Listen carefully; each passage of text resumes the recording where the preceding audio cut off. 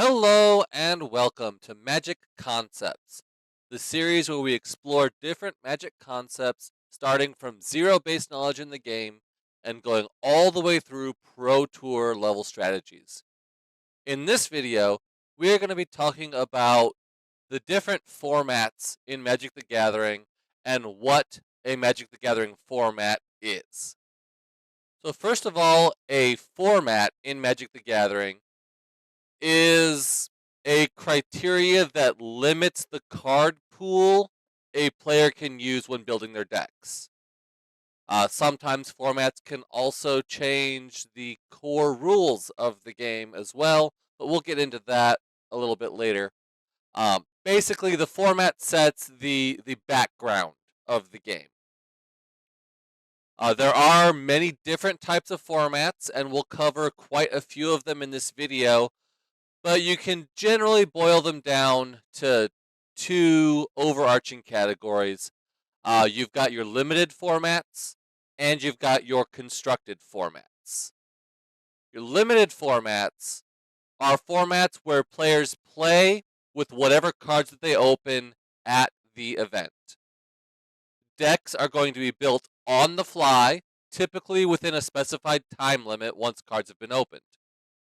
Some of the more common limited formats are going to be Booster Draft, Sealed Deck, and Cube.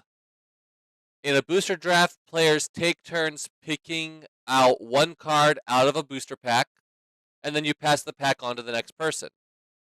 You'll take the pack from the previous person, pick one card out of there, pass it on, just like an NBA draft. You're picking one card at a time out of the packs, and then passing it on to the next player. Eventually, you will get all three of your booster packs drafted, and then you will build generally a 40 card deck based upon the cards that you have drafted. In a sealed deck, players open generally it's 6 booster packs, and whatever you open in those 6 packs is your pool from which to build your deck. Once again, with sealed deck like booster draft, you are building a 40 card deck minimum. You can go more than that, but generally players stick to the minimum because that gives you the best chance of pulling your rares and your bombs. So we did mention Cube also as one of the limited formats.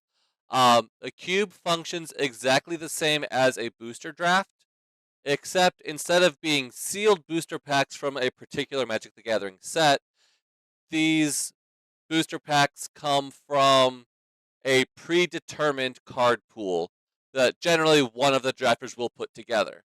If you look online, a lot of times you will see Vintage Cube or Legacy Cube from streamers such as LSV, Luis Scott Vargas, or Reed Duke from Channel Fireball. And you can see a lot of the high-powered cards in a draft deck. It's still a 40 card deck that you build on the fly, so it is essentially a limited format. It's just with a higher power level of cards that gets predetermined before the game starts. But generally, when you're walking into your local game store, it will be for either a weekly booster draft or perhaps a pre-release sealed event. Constructed formats, however, can be much more varied and complex. The basic backbone of any constructed format is that you will construct your deck prior to coming to whatever event it is.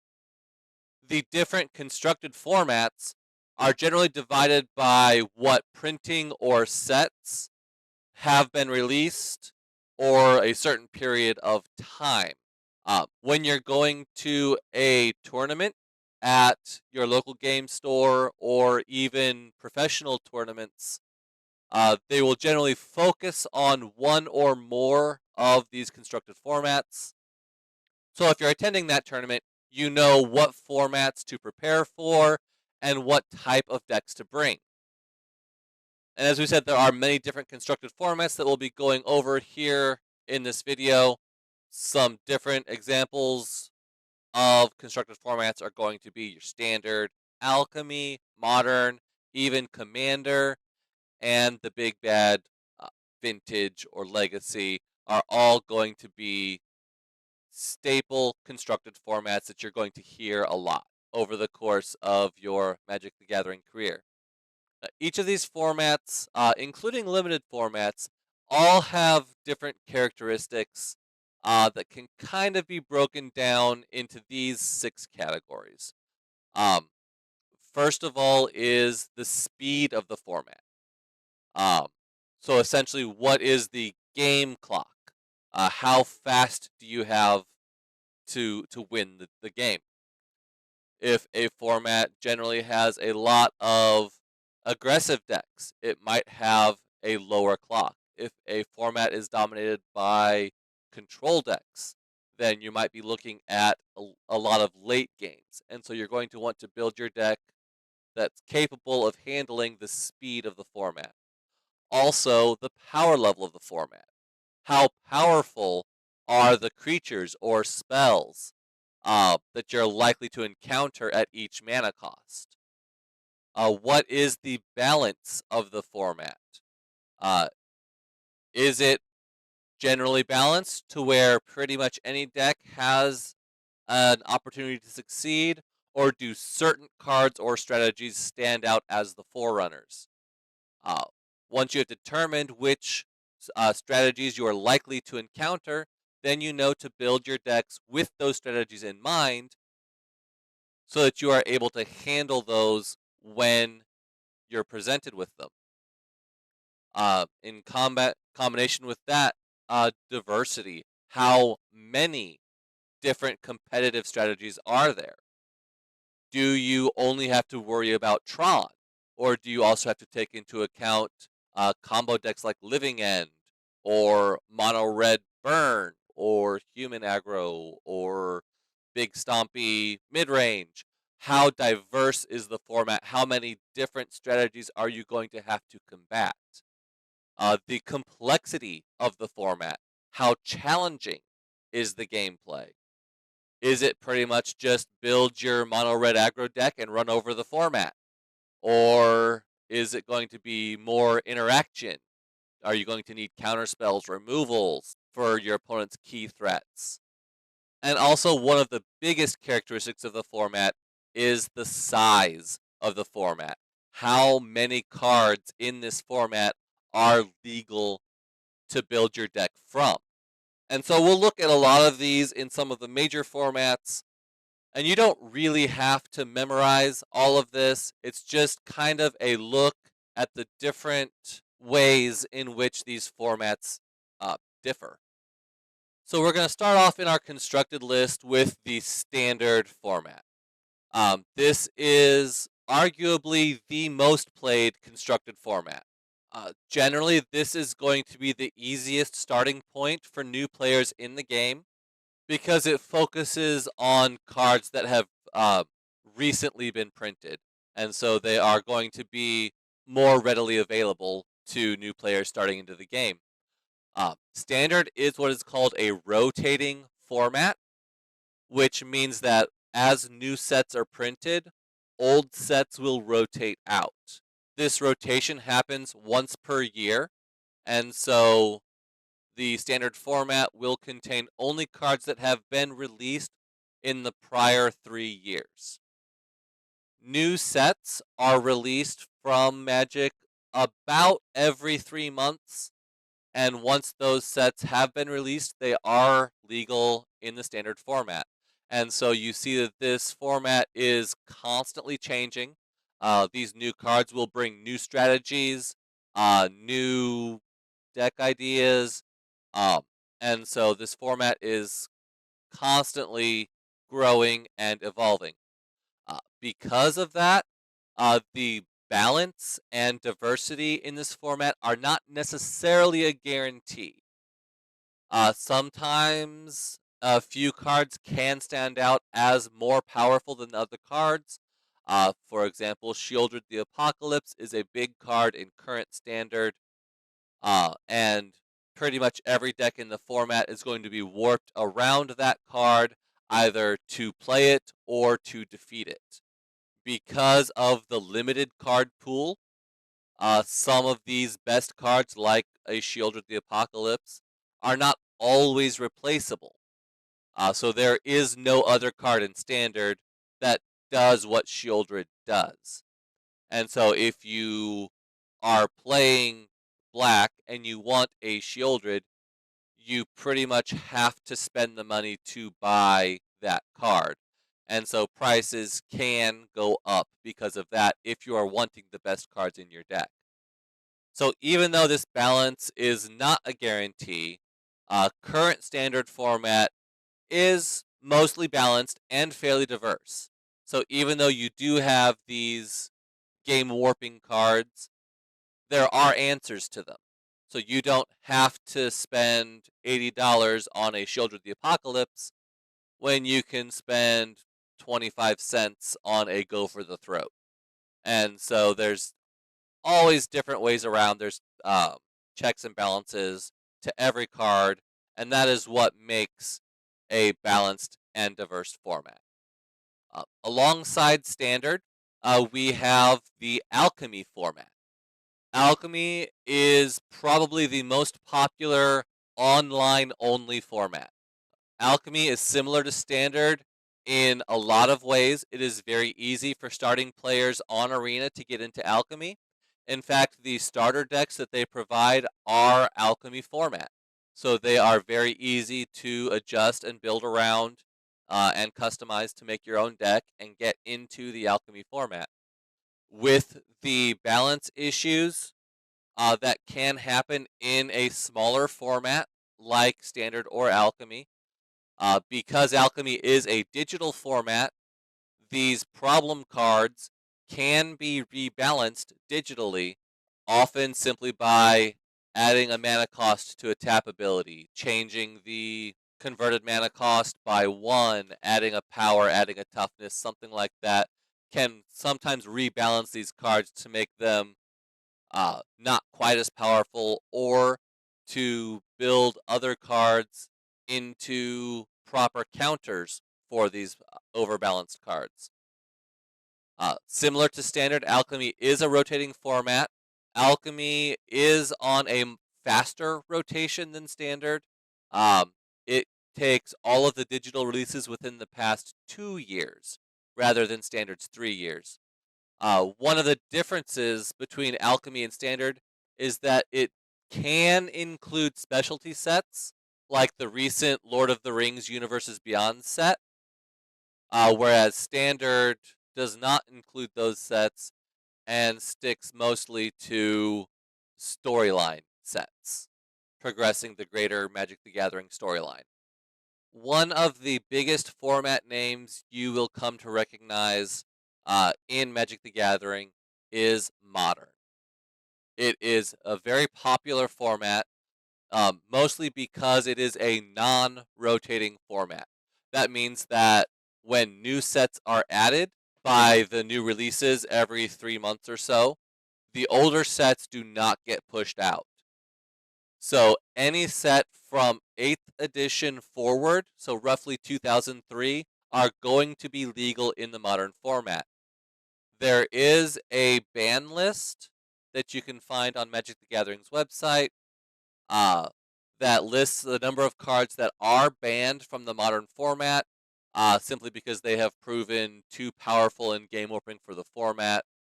But because the Modern takes any card printed from 2003 forward, we're talking 20 plus years of Magic here, there is a very large card pool. So with more cards to choose from, you're generally able to find cards that work even better together, making decks more powerful than you'll find in Standard, and you'll find a much faster game clock. In fact, most strategies in Modern, in order to be competitive, will have to be able to present a win condition by turn 4, unless your opponent has some way to interact to stop it through kill spells, counter spells, thought seizes, something like that. But that very large card pool can also lead to Modern being a more diverse format. In Standard, you're generally going to have your 10 color pairs with whatever main mechanic works best for those, and that's gonna be about it. The current modern format has over 50 decks that are competitive in the format. So definitely if you're looking to break into modern, you are going to have to take into account a wider a range of strategies that you're going to be going against. Similar to modern, the Pioneer format is a non-rotating format, meaning that the newer sets do not push out the older sets. Unlike modern, though, Pioneer accounts for all sets from the Return to Ravnica set or later, so roughly 2012. Once again, they do have a ban list that will remove those extremely powerful game warping cards from the format. And it does have a large card pool. Since it goes from 2012, we are still looking at about 10 years of Magic. 4 sets per year. That's 40 sets. That's a lot of cards to pick from. But it is going to be missing some of the modern powerhouse staples that you will find in the modern format. That's because Pioneer was designed to give that modern feel of a non-rotating format so that you can build your one deck and just update it with whatever new cards come out.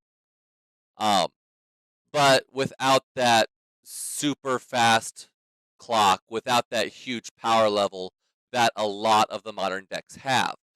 As a result, most strategies are looking at about a turn 5 or 6 win rate. That doesn't mean that your decks can't have explosive turn 4 wins, but those are going to be a lot rarer in the Pioneer format, whereas in Modern, you pretty much have to do that to even think about being competitive. But because Pioneer is a little bit slower, um, does like to go into those later games, there's a lot more cards that become viable in the Pioneer format. And so you really end up getting this melting pot of ideas. Like pretty much anything you build has a chance of being viable in the Pioneer format. And that's why this format has really caught on and is still growing to this day. On Arena, you will not see Modern or Pioneer, simply because a lot of the cards in those sets are not available on Arena yet. What Arena has done, though, is they have created the Explorer format. Explorer is a digital-only format, and it is designed to be kind of true to paper. Explorer is the Pioneer equivalent. It features all of the cards that are legal in Pioneer that currently exist digitally on Magic Arena. So as new sets are brought in to Magic Arena that have cards that are legal in Pioneer, those new cards will be legal again in Explorer. We see that Arena has recently done Khans of Tarkir remastered. They've recently done a Ravnica remastered. Uh, all of those remastered cards that are not generally going to be in a standard or Alchemy format are going to be legal on Explorer if they are legal in Pioneer. One thing Explorer does exclude, because it's designed to be that true to paper format and to build into the Pioneer format, any cards that are digital only, such as those featured in a lot of Alchemy decks, are not going to be Explorer legal, because it's only legal in Explorer if it is legal in Pioneer. That being said, however, Arena does also have the historic format. Historic is essentially Arena's answer to the non-rotating format. Yes, Explorer, like Pioneer, is a non-rotating format. Explorer is designed to grow into and mimic Pioneer, whereas Historic is its own standalone format. It features all the sets from Aether Revolt forward. That set in specific, because that is the earliest standard legal set that was available when Arena launched in 2019. And so Historic is basically all cards that were on Arena from its inception forward. It does include digital only cards, so all of your Alchemy cards are going to be in Historic as well. And when new specialty sets like Lord of the Rings are introduced, those go into Historic as well.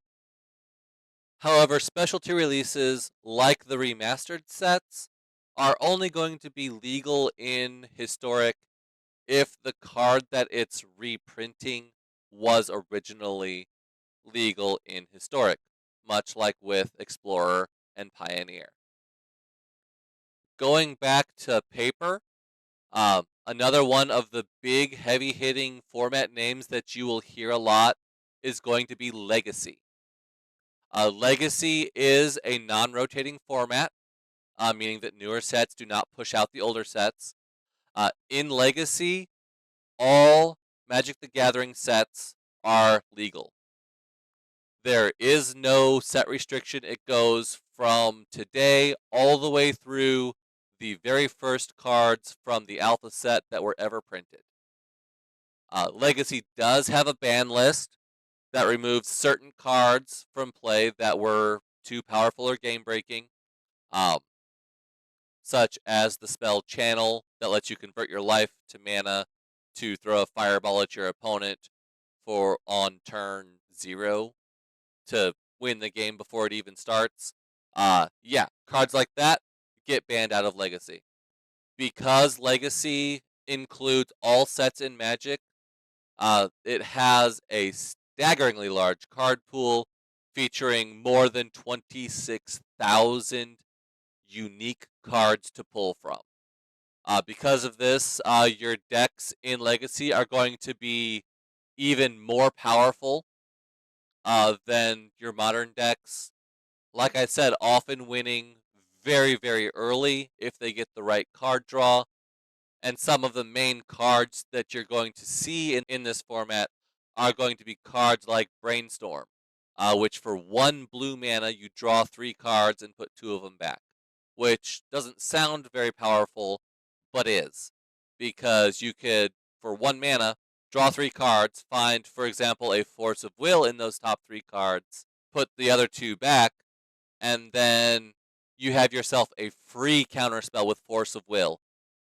It's essentially free because you do have to discard a blue card to do it, but you get a free counterspell. Before you can even do anything in the game, you can already be countering your opponent's spells. So this is a very high power format. You are not going to see free or nearly free counterspells in any other format in Magic because Wizards has kind of realized that that's a little broken. They'll keep it in Legacy because it's fun to play with these very powerful decks. And so they do maintain that ban list to keep the game from breaking too much. Vintage, however, is essentially like Legacy in that all sets are legal. Although you're not really going to see a whole lot of Vintage play at tournaments. Those are going to be mostly Legacy. You'll see Vintage online sometimes in, say, Vintage Cube, or just in kitchen table Magic if somebody has a really powerful deck that they like to show off. But cards in Vintage to be competitive are going to be very difficult to obtain. Vintage is going to be as close to an anything goes game of Magic that you can get. Most strategies in Vintage can win within the first 2 turns. Like we mentioned, the Channel Fireball deck that got banned from Legacy is not banned in Vintage. So Vintage does have a small ban list, but the most common answer to a game-breaking card in Vintage is going to be put it on a restricted list. Restricted cards mean that you can only have one of them in your deck.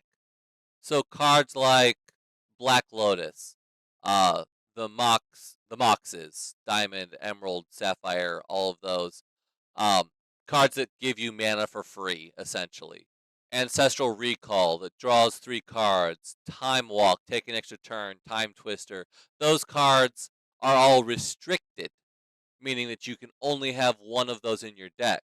If you want to go to some type of vintage tournament, it is a very challenging format. If you just take your kitchen table deck that beats all your friends into a vintage tournament, don't be surprised if you get slapped hard. It is a very challenging format, and you need to be prepared. And to build a vintage deck is going to cost a lot of money. But as an alternative to vintage, Arena has recently introduced the digital-only format of Timeless. This is, like Vintage and Legacy, a non-rotating format. And like Vintage and Legacy, any card that has been printed on Arena is legal for Timeless play. Rather than doing bans and restrictions in Timeless, cards that have found to be problematic can be rebalanced. For example, when Orcish Bowmasters and the One Ring were introduced onto Arena, they were extremely powerful, creating decks that warped the format. And so they were rebalanced, and they are still very powerful cards that you will see a lot, but they are no longer nearly as broken, and they can be worked around. Much like Vintage, Timeless does not want to ban cards outright, so it really doesn't have a ban list, but they do have a restrictive list on Timeless. So certain cards, like Channel for the Channel Fireball deck, like Demonic Tutor, Tybalt's Trickery, those cards are all restricted on Timeless, so that you can only have one of in your deck. And because Timeless is still very new, it's only been out for maybe a month or so as of this recording, it is currently a very fluid format. The forerunners in the format have not really been determined yet. So it is still that kind of melting pot that we were talking about earlier, where pretty much any deck you can dream of, you can build. And so that's why a lot of streamers right now are having fun in Timeless, building whatever jank they want to throw out into the format, and it can be a lot of fun. So definitely feel free to check that out too. I've got a Timeless video that I did, and yeah, I just slapped some kitchen table deck together, got a few wins. It was pretty fun. But eventually, being a non-rotating format, the Timeless format will get quote-unquote solved, and there will be some decks emerge as frontrunners, as top-tier decks. And they're generally going to be very rare and mythic rare heavy. The Arena wildcard system is the general currency there, so you're probably going to have to save up quite a few wildcards to build one of these Timeless decks. But it can be fun playing with the most expensive broken stuff that Arena has to offer. So those are not the only constructed formats there are. There are often different casual formats that pop up. The difference between a constructed format and a casual format is that casual formats generally are not going to be seeing tournament play, but they do offer a wildly different play experience, which is why a lot of these casual formats can become immensely popular. For example, Commander started off as a casual format that somebody just brought up, said, "Hey, do you want to build a deck like this?" Other people said, "Yeah, hey, this is really fun. Let's do it more." It caught on and became its own format. Um, these can be on paper or they can be digital only. They can start on paper and move into digital. But like we said earlier, they're generally not going to be seen at a high-level competitive tournament. Probably the most common casual format is going to be what's lovingly referred to as kitchen table format. It is basically whatever cards you have bought for your collection that you have available to you at the time. Just put together, build whatever random deck you can make right now, and play it with your friends sitting around the kitchen table. And so that is generally what people are going to start on. As you are starting to buy cards and build Magic decks, you're just going to have these like little kitchen table matches with your friends. You don't really care about format. You don't care about standard versus modern versus pioneer. Any of that. It's just, hey, I have these cards. Do you want to play a game? As we go into more mainstream casual formats, um, Pauper is a very common format. Literally, in that commons are all you can use in Pauper. You'll often find Pauper tournaments if you play Magic Online. A lot of local game stores will showcase Pauper tournaments, and there is a full Pauper metagame breakdown that you can look online and find as well.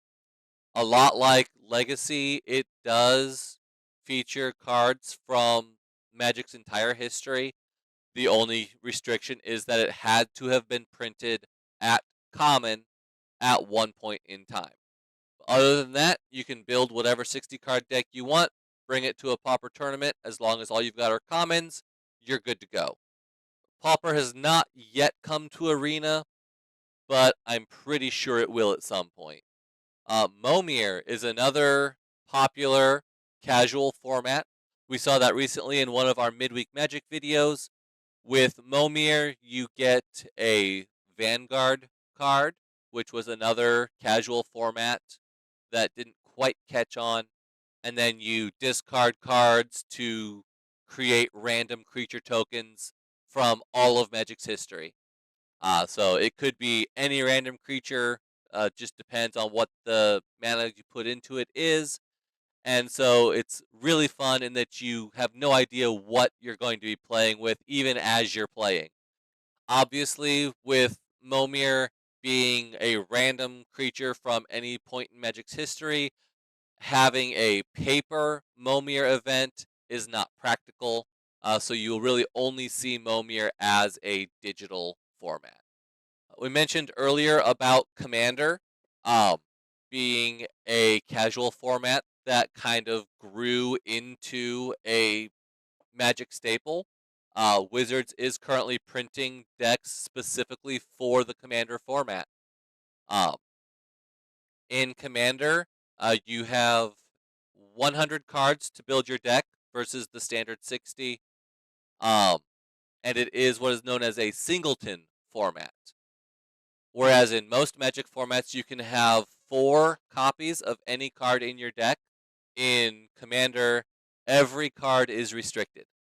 You can only have a single copy of any card in your deck. This includes the legendary creature that you designate as your commander. However, that creature can be replayed from the command zone whenever it has died or been removed from the field. Much like with Momir, because it's a singleton format, you can't generally rely on your deck to run the same game after game. So you do get this kind of random feel to your deck where each time you shuffle it up, you're going to get a different game out of it. And so that kind of is a lot of the appeal to the Commander format. Also, Commander is generally played as a 4-player free-for-all. If you don't have 4 players, you can go, 2, 3. You could even go 5, 6, 8, however many players you want. Commander is normally played as a free-for-all. On Arena, they do have a Brawl format, which mimics Commander in a lot of ways. It is a 60-card singleton format versus the 100 for Commander. And you do have your legendary creature that acts as your commander that you kind of build your deck around. Unfortunately, Arena can only handle a 1v1 client, so you're not going to get these big 4-player free-for-all Commander games like you can in paper or on Magic Online. And so we see there are a lot of different formats in Magic the Gathering, and not just the ones that I have talked about here today. There's also different multiplayer formats. There is a 2v2 two-headed giant format. There is even a 3-on-3 Emperor format. You could even go 1 versus 3 with Archenemy. I mean, there are a lot of different formats in Magic the Gathering. I've tried to list most of the common ones that you will come across as a new player here in this video. If I missed one, let me know in the comments below. Also, let me know what your favorite format is. Put a like on this video to really push it out into that algorithm to send it out to more people. And subscribe to my channel for more content like this, along with the rest of the concept series and my gameplay videos. So thank you very much. And if you would like, you could even come see me on stream at 10 p.m. Eastern daily at my Twitch channel linked in the description below. And I'll see y'all in the next video.